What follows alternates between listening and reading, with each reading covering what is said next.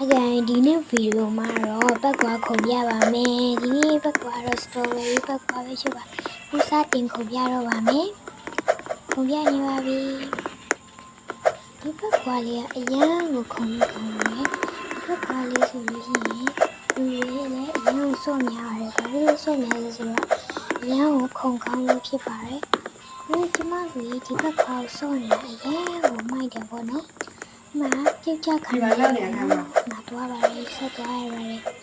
ဒီဘက်ကွာလေးကလေပုံစံမျိုးစုရှိရပါဘူးပုံစံမျိုးစုမှာတော့တမဲသွားပါတယ်ညာလေးတွေဆိုရင်နောက်မိုက်တဲ့နေလေးဒီမှာဆိုရင်တို့စတော်ရီပုံနဲ့ပြရပြီးအဲ့စတော်ရီပုံနဲ့နော်ဘာပြရဲဆိုတော့အဲ့ရမှာအောက်တော့ထူချောဒီဘက်ကွာလေးအရင်ကလည်းစစနဲ့လည်းခုံနိုင်ပါတယ်ခုံနေပါပြီခုဒီနေ့ပြင်မှာဆက်ခုံနေပါနော်ဒီလိုနေရာတွေဆိုရင်လေဗာလဲမေရီသတိထားပါတယ်ဒီလိုနေရာတွေကဘယ်လိုဆိုတော့ပြုတ်ကျတတ်တယ်ဆိုတော့ဒါလေးလည်းပြုတ်ကျတတ်တာပေါ့နော်စတင်ခေါ်ပါမယ်ဒီကြောင်လည်းဟိုလိုက်ဒီလိုပြင်တာဘုံမှန်လည်းရေးရပြကြပါနော်ဒီခါနေဒါလေးကအရင်ကိုစော့ကောင်းပါတယ်ပေါ့နော်ဒီစက်ခုံမမြင်ကြည့်ရပြီဆိုတော့အားပေးကြနော်အားပေးကြပါလိုက်ရပေးပါကိုနေရေးပေးပါဒီစက်ခုံမမြင်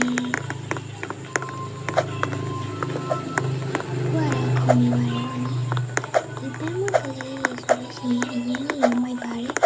ဒီကဒီလေကားတဲ့လည်းရောက်လို့ပြောနေတယ်တယ်ရောဒီလိုဆိုဒီခုံစရာတော့မလိုဘူးပေါ့နော်ဒီမှာဆိုရင်တို့ကဘီးမလေကားကြီးကိုထားရပြီးတော့ပေါ့နော်လူကြီးနဲ့လူဆိုရင်ရောင်းကုန်တော့ဟုတ်တယ်ဒီလိုဒါတော့အဝင်ကပါလေးပဲဆိုတော့အဲ့ဒီလေးကိုလိုက်ရှာနေရတယ်ဒါလေးကတော့ဘာညာလေးတော့မသိဘူးစက်ကုန်ပါနဲ့ကြည့်ပါလိမ့်မယ်โอเค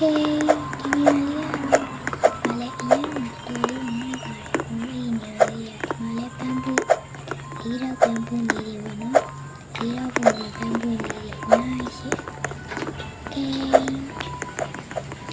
ပေါ်လေးကိုတက်လာပါပြီအခုပေါ်တက်မယ်ဘာစိတ်ပြရတဲ့အဲ့ဒါတိမကောင်း